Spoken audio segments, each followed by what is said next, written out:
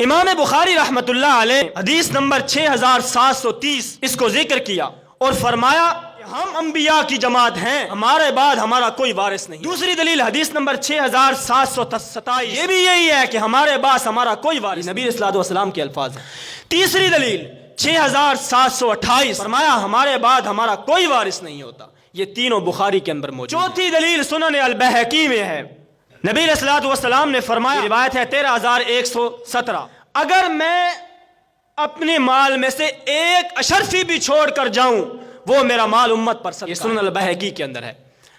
پانچویں حدیث سنن مسند احمد کے اندر موجود ہے، نبی صلی اللہ علیہ وسلم نے فرمایا ہم انبیاء کی جماعت ہیں، ہمارا معاملہ باقی لوگوں سے الگ ہے، ہم جو مال چھوڑ جاتے ہیں وہ سارا کا سارا امت پر صدقہ، اس میں سے کوئی کسی کا وارث نہیں بنتا۔ اصول کافی جلد نمبر 1 صفحہ نمبر پر یہی حدیث موجود ہے، العلماء ورثۃ الانبیاء، انبیاء کے وارث علماء ہوتے ہیں، یعنی کہ جو بندہ بھی علم حاصل کرے وہ نبی کا وارث بن جاتا ہے۔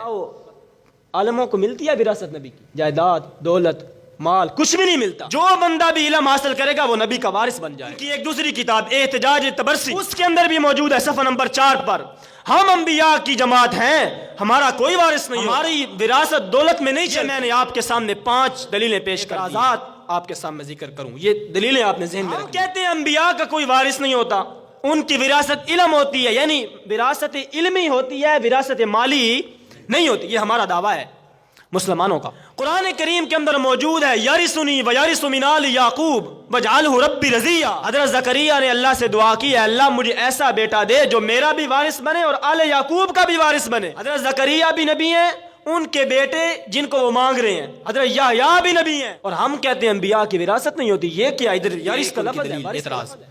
دوسری دلیل ہے وارث سلیمان داؤد، حضرت سلیمان حضرت داؤد کے وارث بنے، تم کہتے ہو وارث نہیں ہوتے، حضرت سلیمان بھی نبی ہیں، داؤد بھی نبی ہیں، حضرت داؤد کے وارث بنے سلیمان، یہ ان کے دلائل ہیں۔ اب جواب سنیں، ہم کہتے ہیں یہاں پر جو وراثت ہے یہ وراثت مالی نہیں ہے، یہ وراثت علمی ہے۔ اس پر کیا دلیل ہے؟ اس پر دلیل یہ ہے کہ حضرت داؤد کا ایک بیٹا نہیں تھا، حضرت داؤد کا ایک بیٹا نہیں تھا، حضرت داؤد کے 19 بیٹے تھے، لیکن ذکر ایک بیٹے کا کیوں ہے؟ کیونکہ یہ بیٹا نبی ہے، تو معلوم ہوتا ہے یہاں پر وراثت نبویہ اور علمیہ مراد ہے، وراثت مالی مراد نہیں ہے۔ اگر دوسری وراثت ہوتی نا مالی تو پھر 19 بیٹوں کا تذکرہ ہوتا، اور یہ تفسیر قرطبی نے بھی لکھا اور تفسیر مدارک نے بھی لکھا کہ حضرت داؤد کے 19 بیٹے تھے، باقی 18 بیٹے جو وارث نہیں بنے، کیوں؟ کیونکہ ان کے پاس نبوت کا علم نہیں تھا۔ حضرت سلیمان اس لیے وارث بنے کیونکہ وہ نبی بنے، تو معلوم ہوتا ہے یہاں سے وراثت علمی مراد ہے، مالی نہیں ہے۔ دوسری آیت یارثنی ویرث من آل یعقوب، ہم اس جگہ پر بھی یہی کہتے ہیں کہ یہاں پر جو وراثت مراد ہے وہ وراثت علمی مراد ہے، مالی مراد نہیں ہے۔ اس کی وجہ یہ ہے کہ حضرت زکریا نے 2 جملے فرمائے، میرا بھی وارث بنے اور آل یعقوب کا بھی وارث بنے۔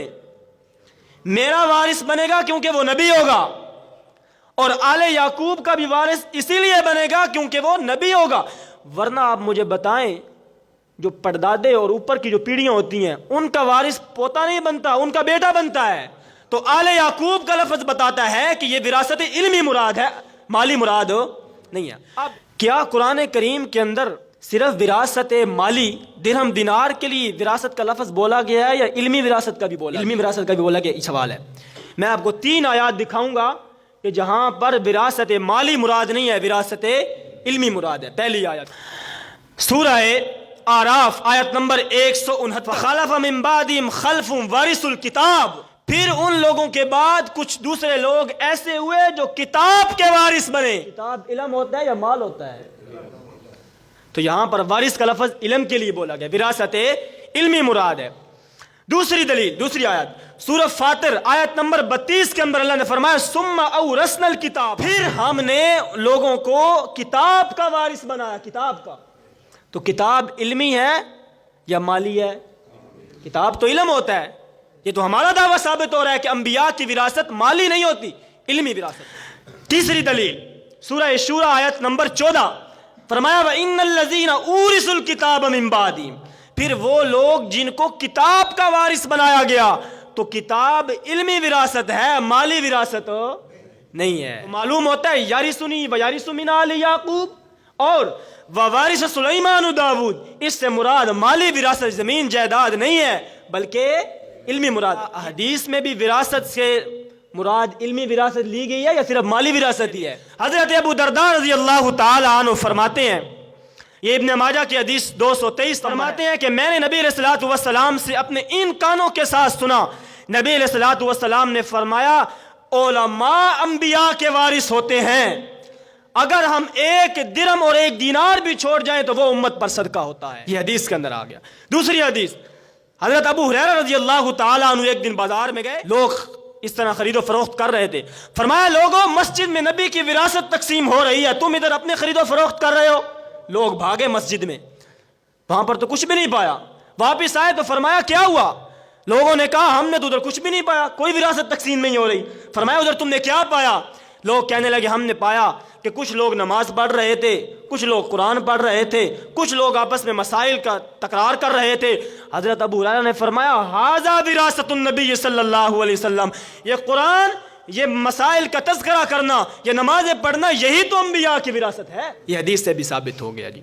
ادھر بات تھوڑی اور توجہ کرنے کی ہے۔ سوال یہ ہے، جب حضرت فاطمہ الزہرا رضی اللہ تعالی عنہا حضرت سیدنا صدیق اکبر کے پاس آئیں اور فرمایا کہ اپنے بابا کی وراثت چاہتی ہیں، آگے سے سیدنا صدیق اکبر نے کیا جواب دیا کہ لا نورث ولا نورث، میں نے اپنے ان کانوں کے ساتھ اپنے پیغمبر کو یہ کہتے ہوئے سنا تھا کہ انبیاء کا کوئی وارث نہیں ہوتا، جو کچھ وہ چھوڑ کر جاتے ہیں وہ سارا کا سارا صدقہ ہوتا ہے۔ اشکال یہ کیا جاتا ہے صدیق اکبر کی شان پر کہ یہ حدیث سیدنا صدیق اکبر نے اپنی طرف کے گھڑ کر سنا دی تھی، اسی وقت حدیث تھی نہیں۔ یہ سوال کیا جاتا ہے حضرت سیدنا صدیق اکبر کی ذات پر۔ اس طرح نہیں ہوتا، حقیقت کی زندگی گزارے، حقیقت سے نظریں مت چرائیے گا۔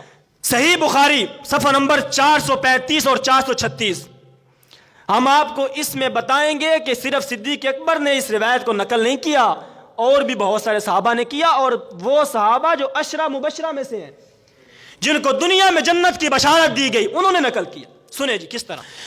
حضرت عمر رضی اللہ تعالی عنہ اپنے گھر کے اندر تشریف فرما تھے، اتنے میں حضرت عثمان، حضرت عبد الرحمن بن عوف، یہ بھی عشرہ مبشرہ میں، حضرت عثمان بھی عشرہ مبشرہ میں، عبد الرحمن بن عوف بھی عشرہ مبشرہ میں، حضرت زبیر بھی عشرہ مبشرہ میں، حضرت سعد بن ابی وقاص اور حضرت علی اور حضرت عباس، یہ 6 صحابہ کے میں نے نام لیے، جن میں سے 5 عشرہ مبشرہ میں، حضرت عباس نہیں ہے، باقی 5 عشرہ مبشرہ میں سے یہ تشریف لائے جی 6 بندے۔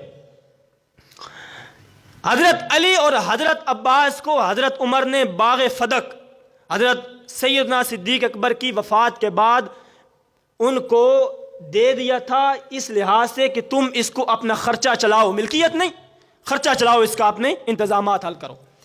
حضرت علی اور حضرت عباس کا آپس میں جھگڑا ہو گیا اور آ کر کہنے لگے حضرت عباس اقضی بینی و بین ھذا، اے امیر المومنین حضرت عمر میرے اور حضرت علی کے درمیان فیصلہ کیجئے گا۔ عمر نے آگے جو جواب دیا وہ آپ نے سننا ہے۔ حضرت عمر نے فرمایا، پہلے صحابہ کی طرف متوجہ ہوئے جو 4 صحابہ تھے، حضرت عثمان، حضرت عبد الرحمن بن عوف، حضرت سعد اور حضرت زبیر، فرمایا مجھے بتاؤ کیا تم نے نبی علیہ الصلوۃ والسلام کو یہ جملہ کہتے ہوئے نہیں سنا کہ نحن معشر الانبیاء لا نورث ولا نورث ما ترکنا صدقۃ، ہم انبیاء کی جماعت ہیں اور ہم جو کچھ بھی چھوڑتے ہیں وہ سارا کا سارا امت پر صدقہ ہوتا ہے، نہ ہم کسی کے وارث بنتے ہیں نہ ہمارا کوئی وارث بنتا ہے۔ کیا تم نے یہ جملہ کہتے ہوئے نبی علیہ السلام کو نہیں سنا؟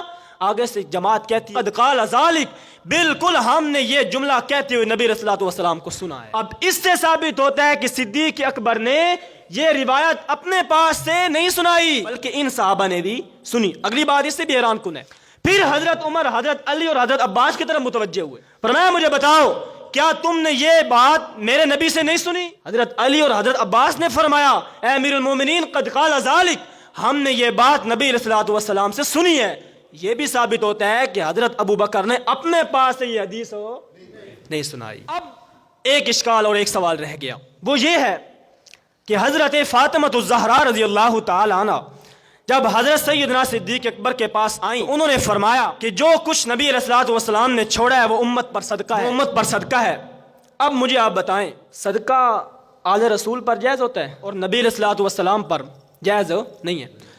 لیکن سوال یہ ہے کہ وہ جو باغ فدق تھا نا جو نبی علیہ الصلوۃ والسلام چھوڑ کر گئے تھے، اسی باغ فدق میں سے ازواج مطہرات کا خرچہ بھی پورا ہوتا تھا، اور اسی باغ فدق میں حضرت فاطمہ، حضرت حسن، حضرت حسین کا خرچہ بھی پورا ہوتا تھا. اب سوال یہ ہے کہ جب باغ فدق صدقہ تھا اور نبی علیہ الصلوۃ والسلام نے جو مال چھوڑا وہ صدقہ تھا، پھر اس میں سے ازواج مطہرات اور آل رسول کے خرچے کیوں پورے کیے جائیں جبکہ ان پر تو صدقہ جائز ہی نہیں ہے؟ سوال سمجھ آ گیا آپ کو؟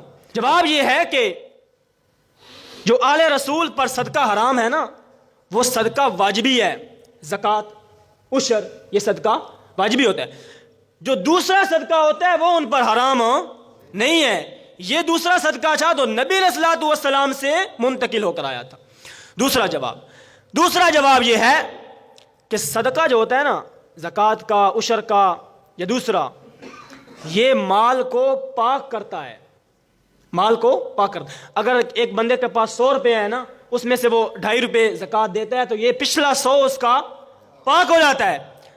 لیکن نبی علیہ الصلوۃ والسلام کی طرف سے جو صدقہ آتا ہے وہ تو میل کچیل نہیں ہوتی. باقی جو صدقہ لوگ دیتے ہیں نا، یہ میل کچیل ہوتی ہے. یہ میل کچیل نکل جائے تو پچھلا مال پاک ہو جاتا ہے. لیکن نبی علیہ الصلوۃ والسلام کے تو کوئی گناہ ہی نہیں تھے، انہوں نے تو کوئی گناہ ہی نہیں کیا. اس لیے جو ان کا صدقہ اپنی اولاد پر ہوگا وہ حلال ہوگا، حرام نہیں ہوگا. یہ بھی